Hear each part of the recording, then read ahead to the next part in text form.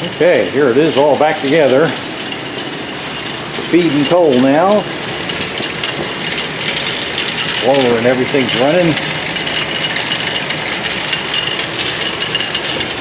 Let's look at this.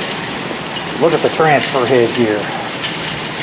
The old auger, the transfer head would wobble back and forth and up and down.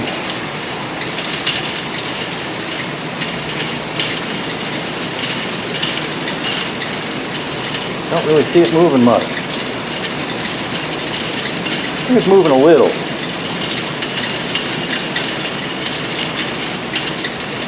Nowhere near as much as it was before. Yeah, Kitty Cat says, wow, what a big improvement.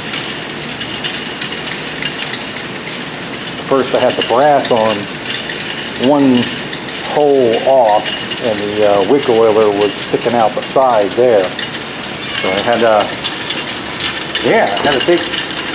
take all the screws out again on the brasses here and clock the thing one hole that way to get it on there right. But now it's all back together. Nice shiny black new coal tube full of coal. Alright, taking off.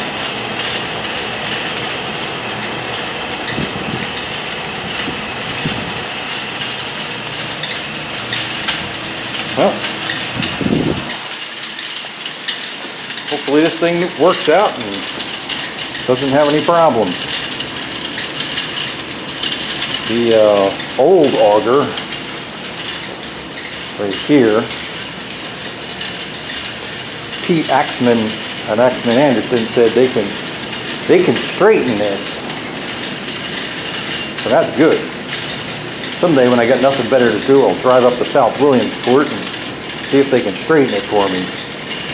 Because other than being welded back together a little bit crooked, it's a good auger.